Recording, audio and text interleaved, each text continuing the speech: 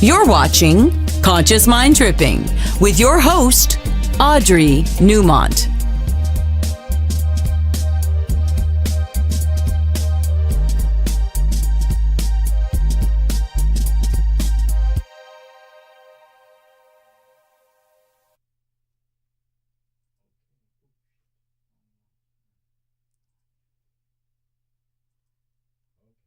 Here we are. And I tell you what, if you have any kind of anxiety going on, because it's massive right now, if you've got some depression, if you're having major health issues, if you've got, I don't know, any of those things that many of us are experiencing right now, look who's in the house. It's Michele Guzy. And I'm telling you, she is brilliant when it comes to hypnotherapy. She's literally an educator. She's been teaching for years. So tonight we have all kinds of not only information, but solutions to deal with the massive amount of stuff that people are dealing with right now. So I'm not going to go into announcements. I'm just going to say, if you would like to know of all the great things that we have going on at Newmont Center, go to newmontcenter.net, and there's a calendar page, and I'm telling you, we are getting it stacked up there with some amazing things. But tonight I wanted all the time to be for you. So welcome to Conscious Mind Tripping, Michele. I'm so thrilled to have you here. Oh, I'm so excited to be working with the great Audrey Newmont. She's my idol. I love her. I'm going to put her into hypnosis in about 2 seconds. Or maybe do a little witchcraft. I don't know, because we're going to talk about both, I think, tonight. I want to talk about so many things because there are so many misconceptions about hypnotherapy and hypnosis in general. Mm-hmm. So you're the brain to pick for all of this. Mm-hmm. So first, tell us a little bit about you. How did you get into this? How did you become an educator? Tell us a little bit about who you are. Who am I? I do not even know who I am right now. I forgot on the way over here on the LA freeway with the traffic, so I was in hypnosis. Well, I'm known as the Mind Coach, and as the Mind Coach, I have been doing hypnotherapy for over 32 years.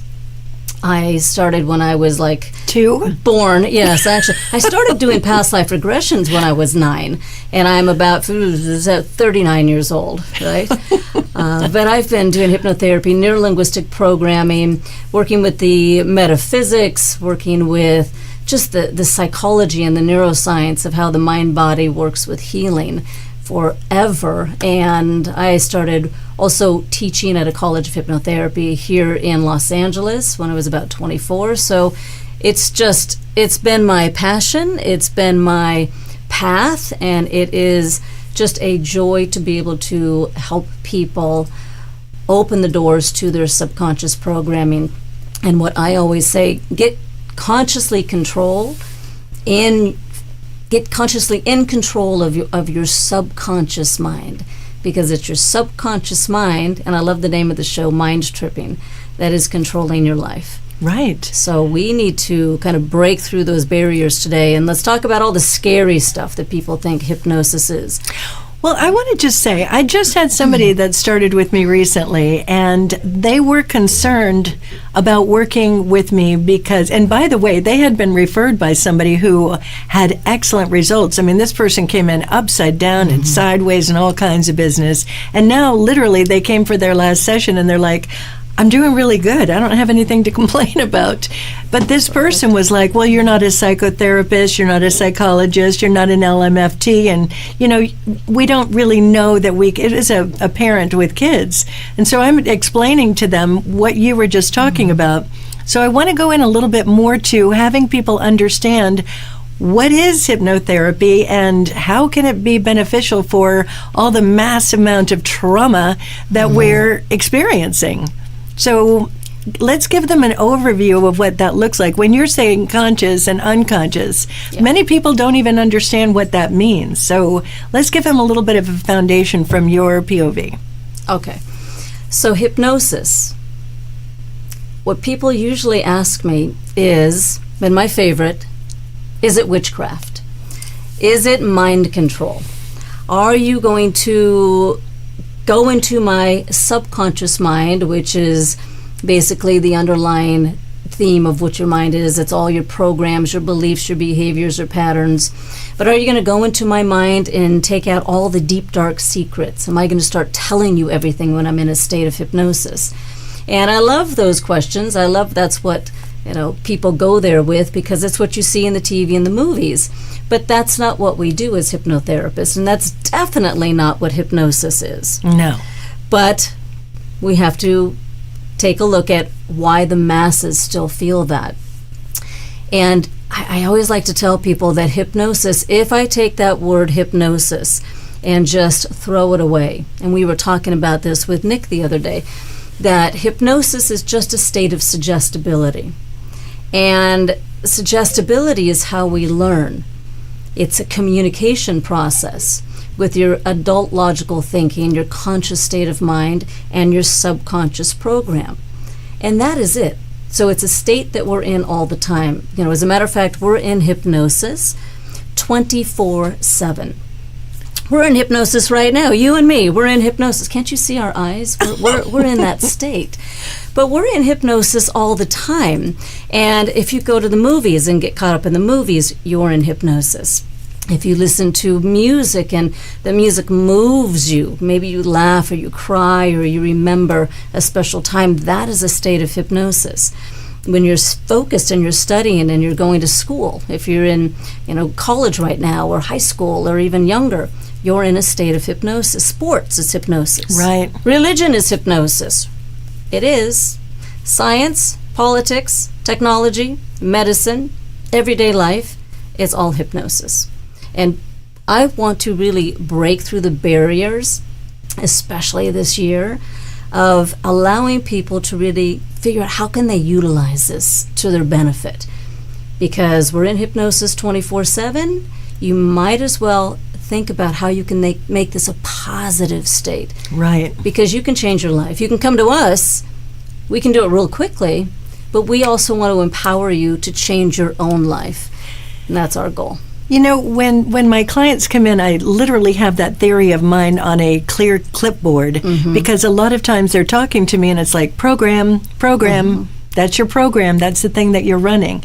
So when we're talking about hypnosis, we all in 0 to 8 especially are very much in hypnosis, and we're all taking on a program. And then through the experiences of life with that program, we encourage more of the program, or we also create more programs.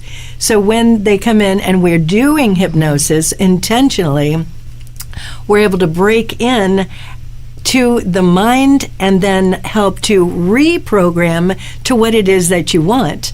And that's, I think, something that people just miss. And like, for instance, when you're going and having psychotherapy or psychology or A psychologist, but I'm thinking of psychiatry. Psychiatry, which is the medicine portion of right. that, right? So then when you're going to these different avenues, it's not the same as somebody assisting you. Like, I think both of us, we teach you how to hypnotize yourself and how to understand what those programs are, and then doing that process of hypnosis, rewiring. So when people go to a psychologist, for an example, they're not doing hypnosis, so you're doing a lot of that talk therapy. And explain why that takes longer and why this is shorter. Well, when we do hypnotherapy, and hypnotherapy is literally just behavior modification. That is it. We're very goal-oriented. I want people to come in and tell me where they are in their life right now. I want some information from your past. Of course, we need to know that life history. We'll talk about that theory of the mind, how the conscious and subconscious mind really works. But then my focus is on, where do you want to go? How do you want to move into the future? Because if I keep focusing on your past, then we're replaying that suggestion, what we call a hypnotic suggestion, and you're just reinforcing that. So if we keep talking about what happened when you were young, or your mother did this, or your father did this, or that mean kid in school, because we all have mean kids in school, right, said that terrible thing to you, and if we keep trying to address that and every session go open that door, you just made it stronger.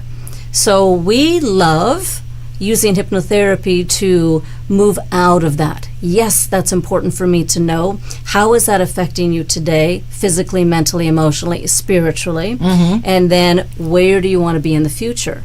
So I think psychotherapy really is amazing, because I work with all different types of therapists. We work together with the doctors. We work together with scientists and therapists. And psychotherapy is really awesome because it allows you to go in and really uncover a lot. But please remember, you're going to be doing a lot of work, a lot of digging, a lot of going into the past. Sometimes it does bring up quite a bit of pain and the trauma and possibly some of the abuse. And you may need to be able to voice that with somebody and have a few sessions. But I can work in conjunction with the psychotherapist and hypnotherapy, and then help you reach that goal a little bit easier.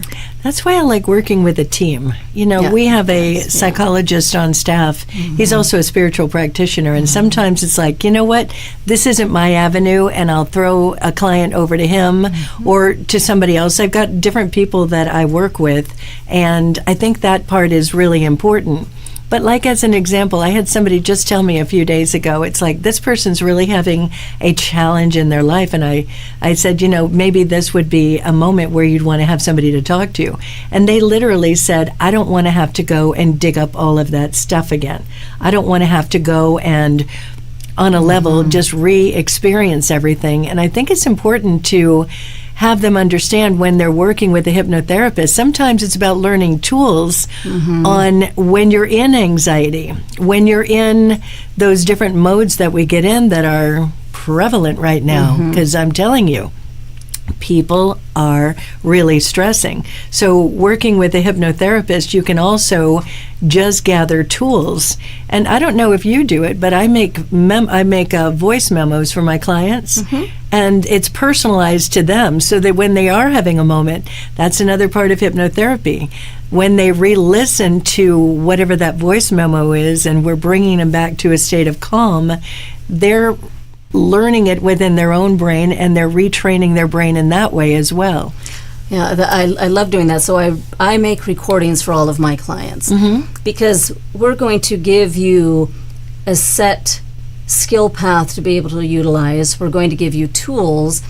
I create what we call an anchored state. And an anchor is, literally, if you were out fishing in the ocean, and I grew up in Alaska, so I did a lot of that.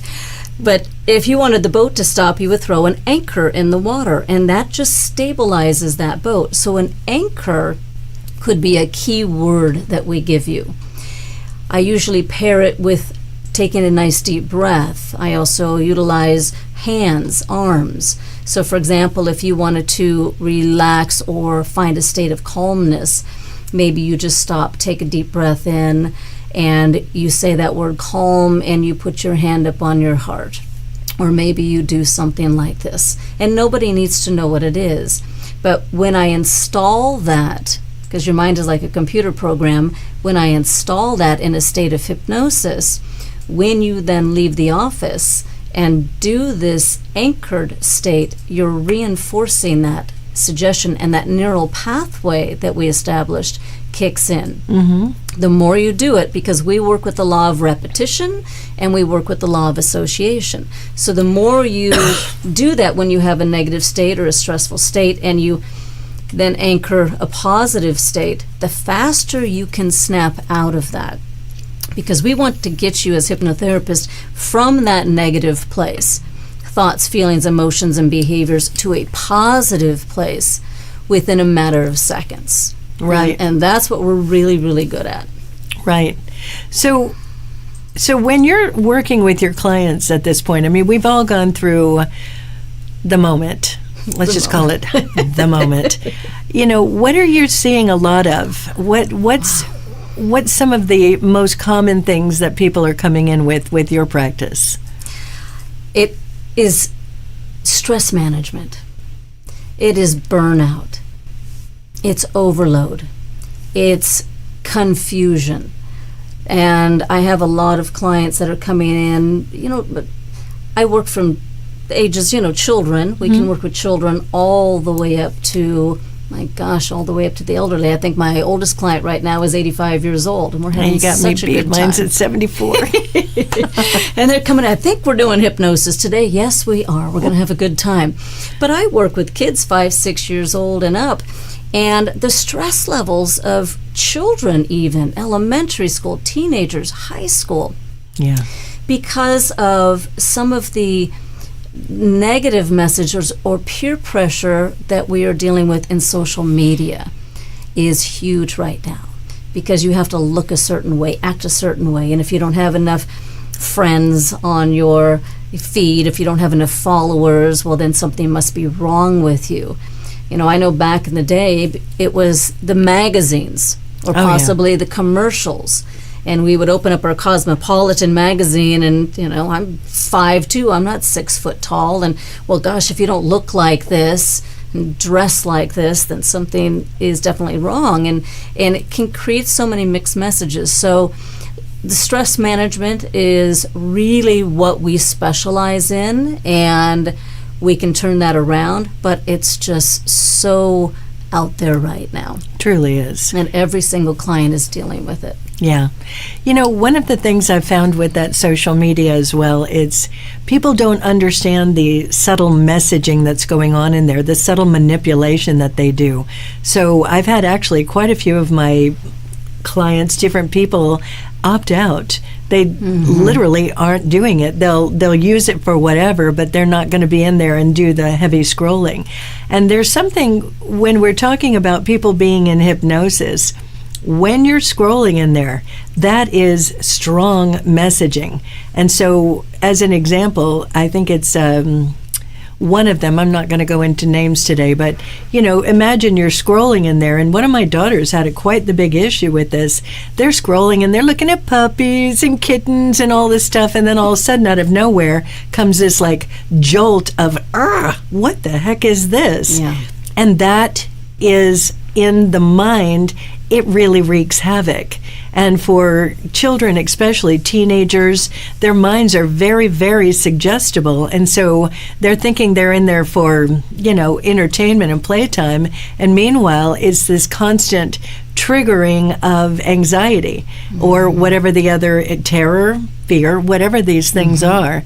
And I think that people don't get that piece. Did you want to talk about that a little bit more? Well, you know what? I can get triggered with social media. So we'll call those triggers. Let's just call those triggers. And yes, maybe I am looking at the puppy and kittens, and maybe I'm posting the kittens because I have a cat rescue. Actually, I work in animal rescue.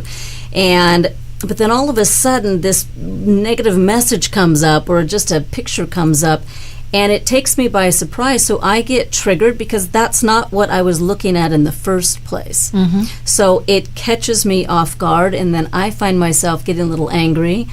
And then I'm also finding myself wanting to stay on that social media to get back to that good place, that good feeling.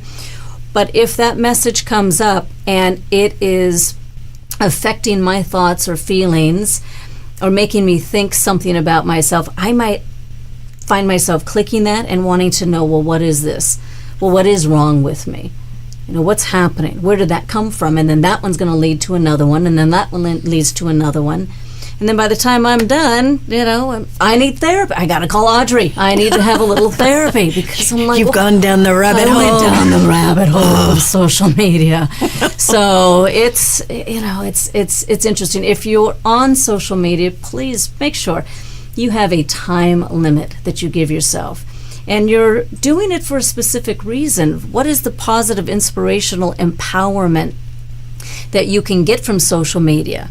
And yes, we can have fun and watch the funny stuff and the emotional and the beautiful stuff. watch us, of course, and but be very aware of that, of your time, because your mind can only process so much information at once, and when you're scrolling and going on there for an hour, couple hours, and you keep coming back, then you are putting yourself into what we call environmental hypnosis. Yep.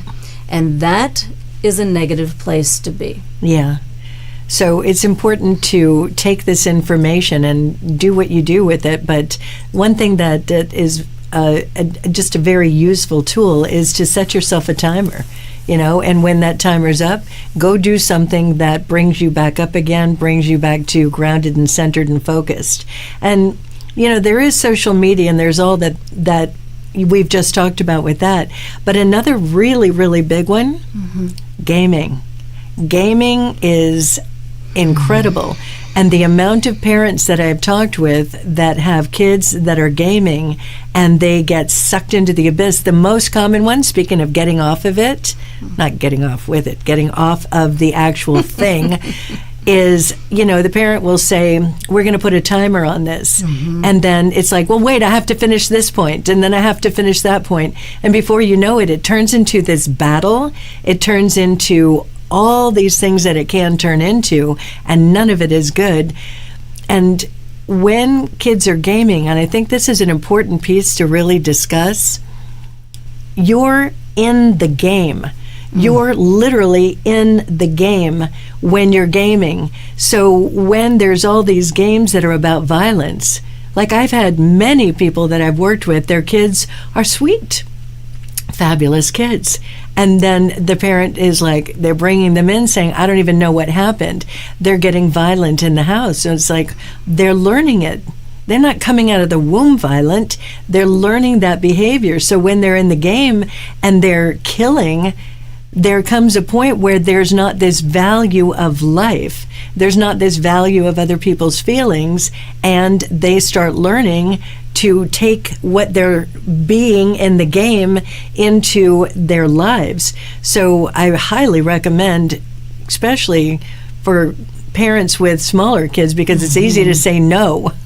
You're just not going to play those games. I did that with my daughters. Yeah. It's like, you can play these kind of games, you're not playing the violent ones. But everybody plays the violent games. No, we're not doing this in this household. If you want to go to somebody else's house and play those violent games, pay attention. And, it's just a choice that you make as a parent. But it's important, the different ways that we're in hypnosis and we get manipulated. And I can't believe you brought that up, because I'm literally dealing with a parent and her child that is the sweetest child ever. He's now a teenager, and he was being bullied in school. And so I thought we were going to be addressing some of the effects from being bullied so much. But then when they both came in, she was starting to tell me that he was bullying her. And then I realized this kid was on the games all day long, especially when it wasn't at school, or sneaking it in, and not just for a little while, for hours and hours. Yep. And he was on the games to where it's, kids from all around the world jump on. And then he could be a different person, have a different persona, and he was really, really good at it. But she started to put the time frames on it so it would just cut it off. But then what was happening is all the kids and around the world then started to say, oh, what, your mom's in control of you? You can't just finish the game. Oh, you're a loser. So then it made it even worse. And he has been just overreacting and getting just verbally abusive to his own mother. Right. Because being sucked into those games. And yeah, they're violent games. These are not nice games. And then we wonder why, sorry to say, that we're having the difficulty with the shootings, possibly, out in the mass shootings or in the schools, because the children see this all the time.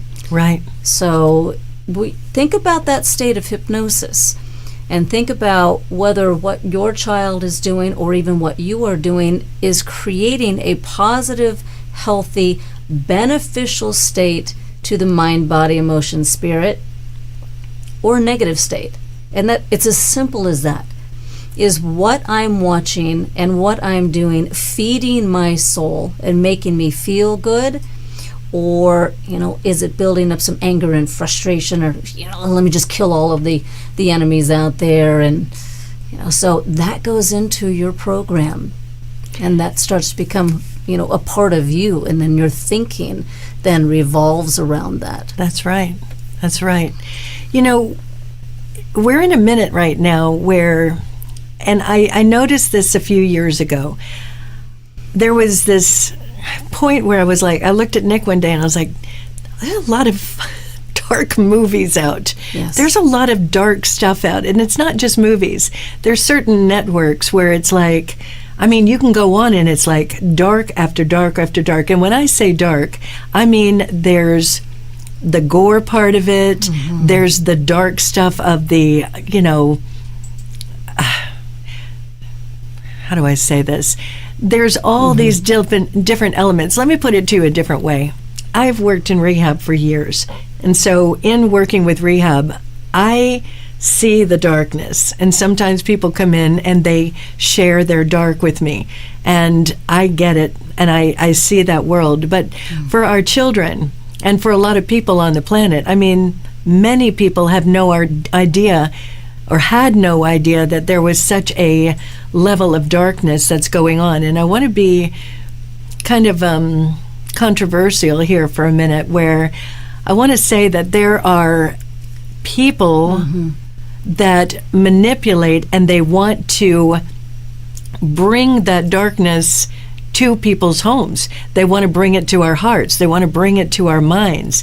And I told Nick that a while ago, it's really hard right now to find something that I want to watch, because I don't want to bring that into my consciousness. Because when we're sitting there and we're watching a movie, we're in it. You're in hypnosis.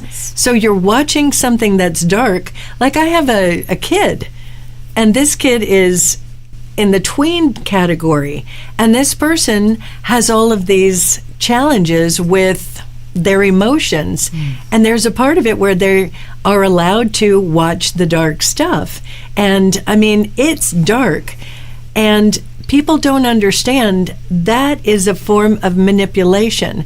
They make these movies for a reason. There's a certain element of society that creates the games for that reason. They create the movies for that reason. They create the songs for that reason. They're bringing up that part of us where we go into what I call fear. Those feelings that are terror, anxiety, stress, worry, and it creates where it's almost like that's our new normal. You know what I'm saying? Let's talk about that a little bit more with your... Well, what's so funny is we're so in tune right now, because right before she said the word fear, that's exactly where I went. I'm like, it's all fear-based. And then here's Audrey. Fear. So that's the intention. That's when we're in fear, we're not thinking clearly. Exactly. And we're easily manipulated. And I've said this on my show many times. It's like, we have to get, when you're in those feelings, on some way, shape, or form, you're being manipulated. So it's important to get that, so we can, instead of being just angry about whatever, you go into a righteous anger. It's like, I don't want to be manipulated. So how do we not be manipulated? I don't even know anymore. I don't even know anymore, because you know what? Fear sells. Right. What do you think the drug commercial is all about? And not that we don't need medication. Of course we need medication. But if you watch regular TV, which I cannot even do anymore, almost every commercial is a commercial for medication. And this is wrong with you, and this is wrong with you. And if, you're not happy, then take this medication, and then you'll be able to go fishing with your friends, or hiking, or you'll be able to buy this brand new car and have a wonderful relationship. But if you listen to the end of the medication commercials, it cracks me up, because now somebody's going to come on and talk really, really fast, and your hair's going to fall out, and your arms are going to fall off. Your liver's going to go, your kidneys are going to go, and you're going to die. And your heart, blah, blah, blah, and that's it, and you're dead. But take the medication so you can go in this hot air balloon. Yay!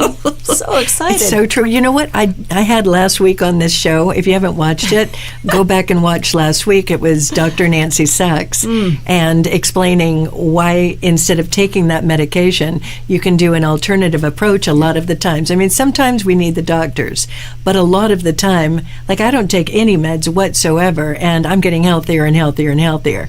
So when you're watching that and it's like, I've got psoriasis, well, there's something that you can do holistically where you get rid of the psoriasis. But the way they make those commercials look, it's like the person's all in a dark cloud and they have all these clothes on, and then they take the clothes off and they're glowing because they took this drug. And meanwhile, your liver is or your kidneys so or whatever. They're not talking about the food that you're eating and what you're drinking and the chemicals that are around you and possibly the air and so forth. And, it's fascinating. It is. And so as a hypnotherapist, I know you do this, when your clients come in and they're looking at all of this, there's a part of it, and I think this is so valuable. I've got a book at right there. It's Metaphysical Anatomy. So I'm looking at, if you have some of these medical things, like the kidney stone that I had, it's lumps of undissolved anger. So when we're able to use hypnosis to redirect that anger in a way that is constructive and to work through it, there went the kidney stone. And a lot of the body syndromes are about that. So when we're using hypnosis, we're recognizing the challenge and we're using that part that we use, however your technique is, however my technique is, then we're eliminating that nonsense. That nonsense, because it's all nonsense. It's not nonsense, but I'm telling you, I watch those commercials and I'm like this. I'm like, Nick, look at this. Look what they're doing.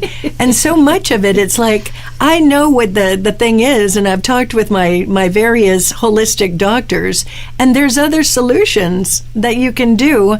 And nobody talks about that. Like I just had somebody in today who had been going to a doctor, and long story short, that doctor never said, you have all of these alternative approaches that I've had many other people use to get out of the symptoms that the guy was in.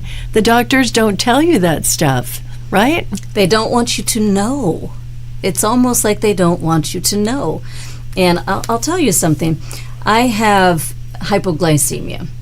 And it's the opposite of diabetes, so it's low blood sugar. So my pancreas produces too much insulin if I have, if I do too many carbs, or if I'm doing sugar. I can't even do caffeine, anything that's affecting my blood sugar. So it'll spike it up really fast and then it'll drop it down. So I was kind of born with this.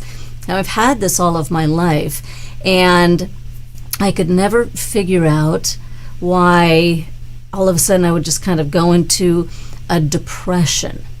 I would be sad for nothing happened. I would be sad. I would be angry.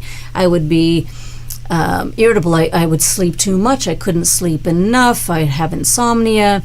And no doctor ever asked me what I was eating. Right. What I was drinking. How I was exercising. And it wasn't until I was in my 20s, and I took a class on it, and I had a checklist, and 90% of those items I checked off, and I was hysterical. Because finally I had an answer, that it was just food. Right. It was just my food. And now I'm very aware of, I have to drink some water in the morning. I need to eat a little protein. I eat every few hours. I eat before I go to bed. I do. I have a little protein.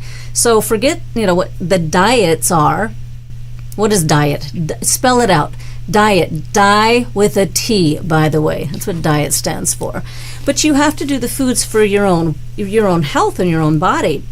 So I figured out how to regulate my blood sugar, because I'll tell you, when I would have a hypoglycemic attack, that would be like a panic attack. Doctors wanted to put me on medication. Right. And I was not having a panic attack. It was not an anxiety attack, but it would feel like that. And not one of them asked me about my food. Right. So I had to self-diagnose. I had to figure out how to do my food. And instead of doing any medication for that, how could I calm my mind and body? I learned self-hypnosis, learned meditation, be able to just kind of sit with it for a moment and then check in with me and be able to feel a lot better. Because I'll tell you something else. When you have a hypoglycemic drop, you're in a state of hypnosis. You are hypersensitive, you are hypersuggestible, and then what happens is anything that's around you, your mind can associate it as an issue. So I've had people come in that have the fear of driving or the fear of flying, never had it before. As a matter of fact, I had a client who flew for work. Every week she had to get on a plane and fly to another city. She was a salesperson. Go to a different city, go to a different company. And was doing it for years. And then she came in, she goes, I have a fear of flying. Now it doesn't make sense to me.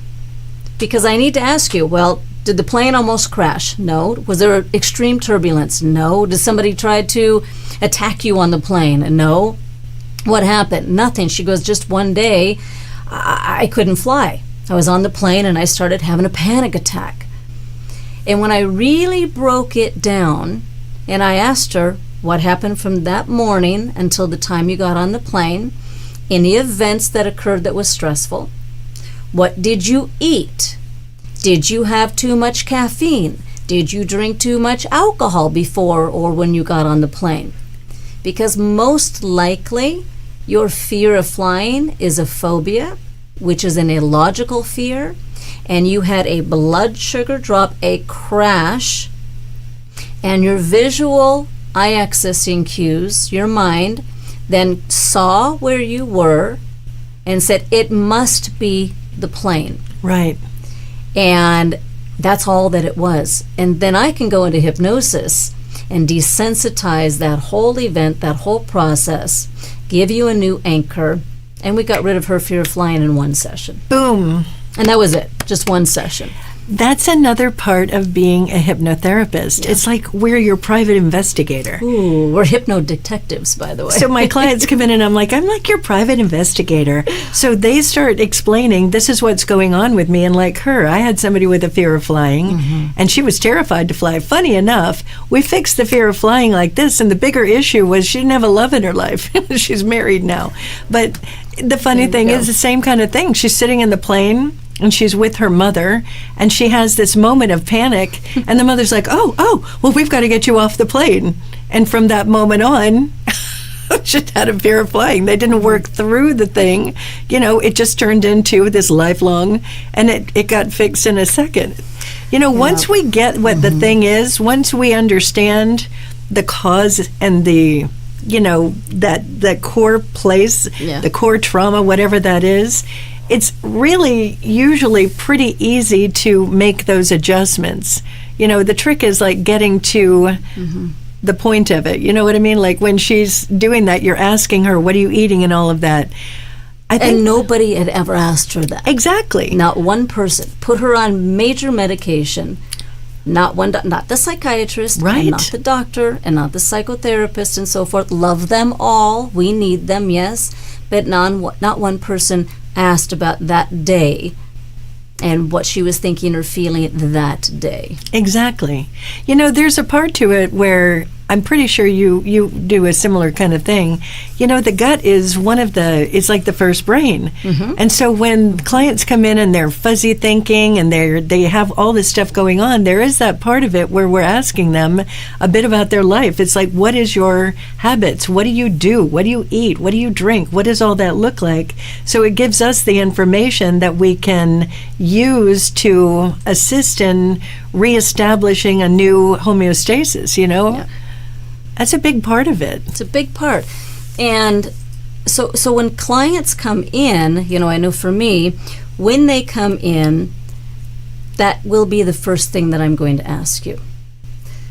tell me about what's going on in your life, but tell me from the second you wake up to the time you go to bed, what do you eat? What do you drink? How much caffeine do you take in? How much, maybe it's are you doing Red Bulls? Are you doing any of those energy drinks? The claw one. That stuff is nasty. Alcohol. Are you smoking? So I want to know these, these strategies that you think are working for you, because it is literally affecting your blood sugar. Okay, and this is your brain here, your gut. So you have two brains, and they're linked together. So if I rule that out, then it's going to make more sense of what's happening in your life, especially when we're dealing with anxiety, depression, and stress, right, and fear. Right. A lot of it is physiological. Right. And it is what you put in your body. It's true. You are what you eat. Right. And that is how you think. So if you wake up in the morning and you have 2-3 cups of coffee, and then you jump in the car and you're, in rush hour traffic, at least for us here, it's 2-3 hours, right? But you're on coffee. You just bumped up with caffeine all day, and you've not had any food. Your body and mind go into a fight flight, and then what happens with that is your body literally thinks it's going to die. Right. So you become hypersensitive, and then whoever is around you, whatever's going on around you, creates a trigger. Right. So this year, look at your triggers. Really break them down. Who is a trigger in your life? What is a trigger in your life? How are you being triggered? And if you're being triggered just like this and go from feeling really, really good to having a negative emotion, you are in hypnosis. We need to break that state. I'll tell you, Audrey, I'm actually de-hypnotizing people more than I'm hypnotizing them when they come into the office. Right. I have to de-hypnotize my clients, take you out of that state. I'll put you back in on purpose with your permission, give you positive suggestions, affirmations. We do imagery, metaphors, anchors, and then I teach my clients how to stay out of that state of hypnosis, because you can count yourself out of hypnosis. I don't want you in my office for the rest of your life. I literally do not. I have no problem being your hypnotherapist forever, but I don't want you coming back working on the same thing over and over and over again. Right. I got to tell you, I had this Right. woman years and years ago when I first graduated. I'm working this day. And she came in and she had a really bad day. She had a horrible day. And she came in and she goes, "Oh my God, you're going to have to put me in hypnosis and you're going to have to do whatever." And I looked at her and I thought, no. And I got to tell you, to be honest, I don't do a lot of hypnosis because I don't want that. That woman, it was like, I never want somebody relying on me. So I came up with my particular formula, and I teach them how to hypnotize themselves. I teach them to use their emotions, get where they're at, and do that. And if they're doing the process, I have that Fear into Power, which is like a form of DBT. When they're doing the work and then they're getting stuck, then I'll do hypnosis. But when I see that they are owning the tools, owning their power to work through stuff, then I will, we'll do that hypnosis. I'll make the little voice memos for them, and we'll do that part of the process. Or if there's a lot where they are kind of like in hypnosis, I'll pull them out, and then we'll do that stuff. But I wanted to ask you another part of it. And by the way, you and Nick are very similar that way. You're really good at that part of, that clinical hypnosis. Sometimes I'll ship people over to him because there is that part where I have my own resistance. There is that part where, and I'm curious what you think about this. Sometimes when I'm working with somebody, there'll be this moment where it's like, I'm missing something. You can see, it's like I'm working with them, and it's like things should be a certain way. As we're working with people and they're being authentic with us and themselves, where you see this progression of events, as it were. And occasionally there's like this, like, something's not right. you get that sense that something's not right. So when I put on that thing, when you want to get everything out of therapy and coming to a hypnotherapist, I think sometimes people don't want to admit to themselves and to us the darkness that they have, the depths of what they have done and are doing. And so I think it's important to get, and I know you're like this, it's like when you're coming to a therapist like us, there's not that judgment. So people can say whatever it is. But if we don't know all the pieces, if we can't be that private investigator, do you have that very much where people are just like, you can see that there's something that you're missing that they're not sharing, and that's a really key piece? I like people to be honest with me. So I tell them up front. I'll do a consultation phone call, and I tell new clients and people that are interested in doing hypnotherapy that I am brutally honest. I am a no-nonsense hypnotherapist. I'm the mind coach. I'm actually more of a teacher than I am a therapist. And I've seen it all, I've done it all, I've heard it all. Nothing phases me in the 30 plus years I've been doing this. So when I put that out, I think it kind of helps people feel a little bit better that they can come in and really open up. But if I'm finding there's a little resistance, because we're always going to have resistance and sabotage and procrastination. And sometimes I know you want to make a change, but you may be getting some type of benefit from the issue that you have. Right. That illness that you have or the pain that you have may keep you from going to work. Maybe you don't have to do the dishes anymore or take out the garbage. So sometimes there's a little benefit, and our subconscious mind may pick that up and say, well, we've created this in your body, or we created this emotion or this mental state because we're trying to protect you, and now you're actually getting love. Now you're going to get attention. I had another, this is a friend of mine many years ago, and she was an older lady, and she was at the hospital all the time. She was getting surgeries all the time. I don't know if she had any organs left. She's like, I had to get this one kidney taken out. I had my ovaries taken out. Now I'm going to do my... Every day, she was talking about the pain in her body and that she had to go to a doctor again and have another surgery. And finally, I stopped and I was talking to her. And I said, gosh, it seems like you have so many things going on. What do your family members think? Well, her children didn't live anywhere near her. They left, the grandkids were gone. And she said this, she goes, when I get out of surgery or when I come home and I'm in my pain, my whole family comes in to take care of me. And she lit up. Right. My kids come in and they stay with me for a few weeks, and the grandkids come in and they stay. And I realized, even though I was very young, I just started my hypnotherapy practice, I realized that was that secondary gain, that she kept having all of these medical issues and surgeries to bring love into her life. Because that was the only time her children would visit her. Not even on the holidays, not even on the birthdays. So that was fascinating, and I learned a lot from that. So I listen. I listen to what you tell me. And then I'm going to read in between the lines. And then I'm going to go a little bit deeper. And then I'm going to ask you, are you truly ready to change? Because you don't have to. I don't care if you stop smoking.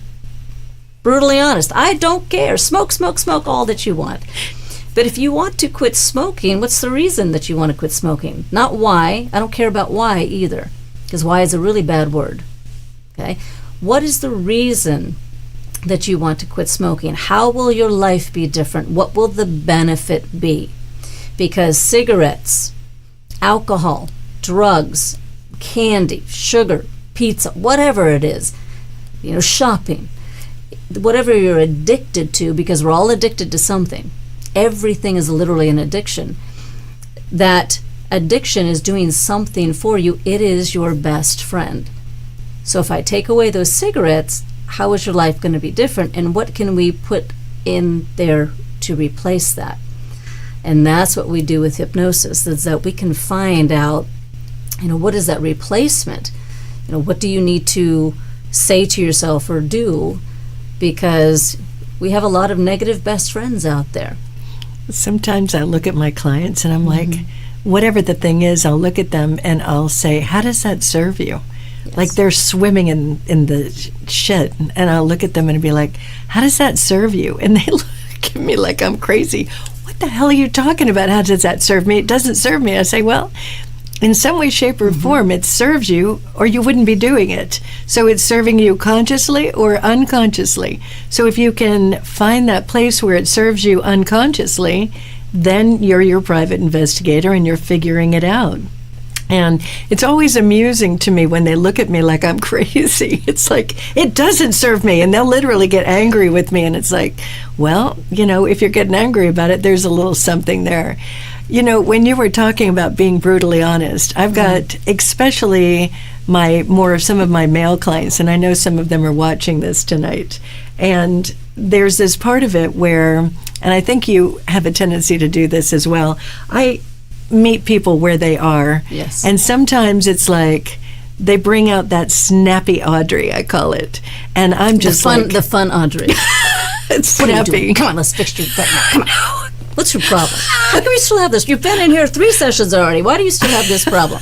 Oh, I have been before I will be I lay them out. I'll go there with you. Don't worry about it. And then I'll be like, you're not going to want to hear this. And they look at me like, I want to hear it. And then I'll be like, look, I don't like it when you make me bring out my snappy Audrey. You need to figure this one out. Yeah. But sometimes we need to talk to people like that. Right? How boring is it to go into a coaching session or a therapy session and all anybody ever does is, okay, Audrey, tell me about how does that make you feel? How does it make you feel? Tell me about your feelings. Well, I don't feel good. Well, how does not feeling good make you feel about that feeling? Well, I don't like the feeling of not feeling good. And does that feel not good to you? What? Sorry, I swear, I'm a swearing therapist the feelings, too. Let's get into that one.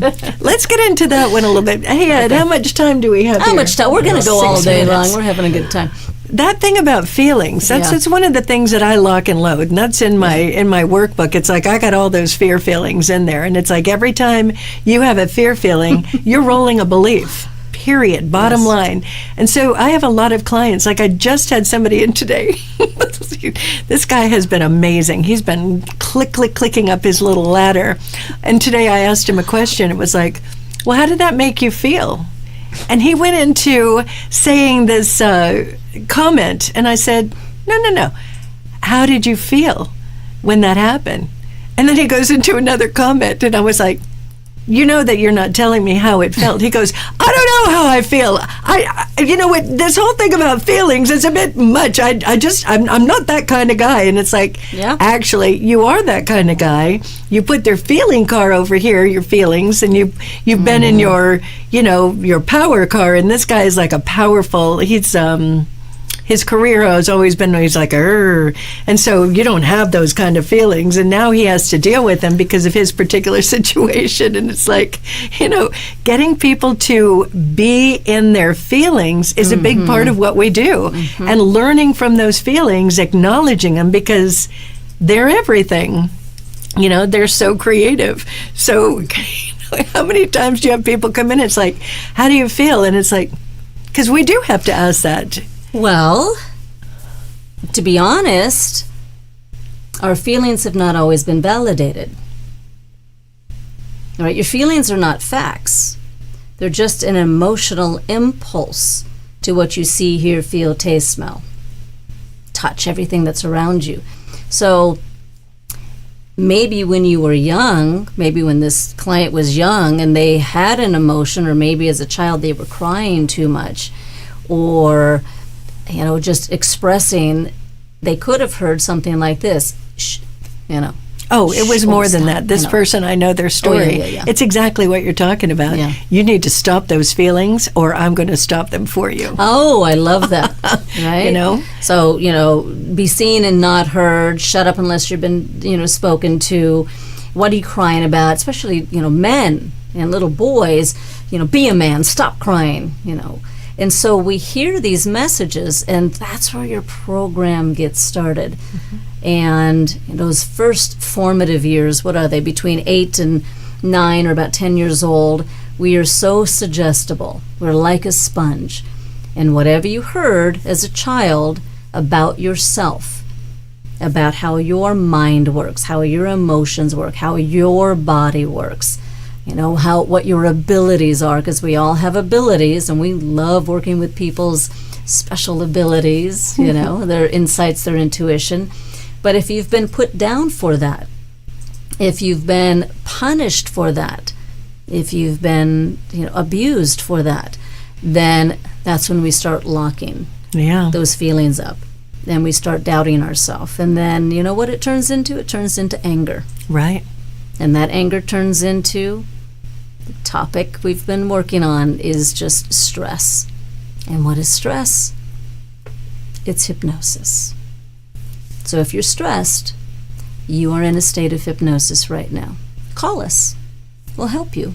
Absolutely. Snap out of it. Absolutely. That's it.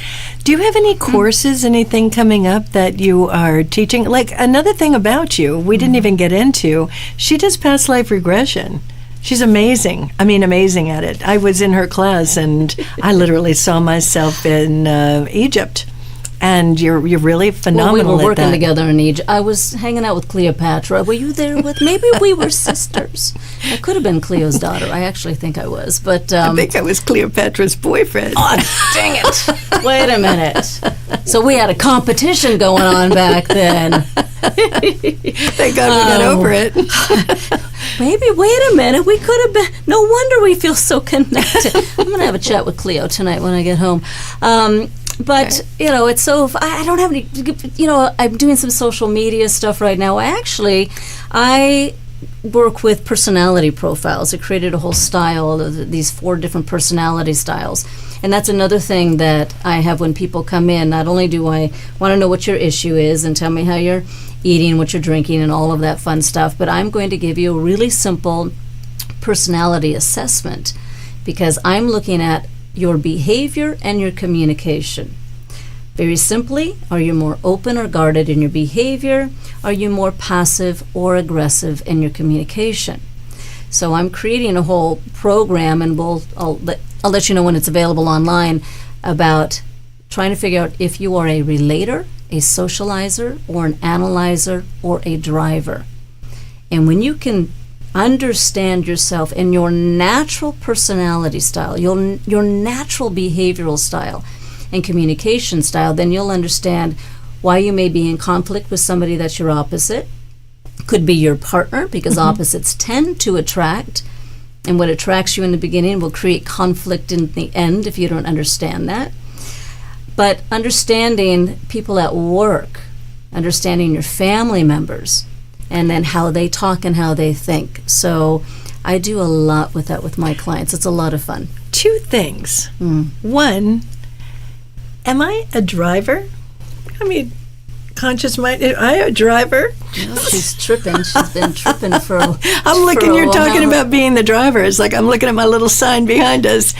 I'm just making a little joke there. But and on a serious matter, you're amazing with relationships. Like, really amazing with relationships. I think it would be great to have her come to our place and do a workshop on relationships, especially as Valentine's Day is coming up. So if you would like to have her join us, let me know, and I can make these things happen. I think that would be a great workshop. Only if you put me into hypnosis will I come. Let's see what happens. I already did. Oh, she did it. Yeah, I felt the energy. Do you see what she did? She just did it like that. I already did. It's so funny. We can have a lot of fun. Let's do some stuff together. I would love that. So much fun. So before our time runs out, Ed just gave me the warning that our time is getting up. how can people get a hold of you, all your information, where they can see everything about you? Give up your deets, honey. My deets. So I'm known as the Mind Coach. You can go to themindcoach.com. If you want to come in and have a session or do anything with me in the office, I'm in Woodland Hills, California, which is over here in Los Angeles. I also do Zoom sessions and phone sessions. I have international clients. And to reach me directly, 818-446-MIND. 6463. Thank you so much. Thank you. This was fun. Yay. You're going to have to come again here really soon. I will. I know Nick had you first, but I'm going to have you often. Girl power. Right? So thank you all for joining us tonight. And if you want to, if you have any questions about what we just talked about, you can put them in the comments, and I'm pretty sure she's going to be able to see them, or I'll be able to see them, and we can give you some answers. And if you would like to, please share this video. It's always good for us. And I will be back here next week. I'm not sure if I have a guest or not, but if I don't, we know I always have something to say. Just drop in. I'll just drop in and say, Audrey, Hey, I'm here. There you go. I would like that. So you guys have a fantastic week, and I love you all very much. Thank you, thank you, thank you. It was so much fun having it. The time just went like that, right? We were tripping. Consciously tripping. You're right. All right, you guys have a great week. I'll catch you next week. Bye-bye.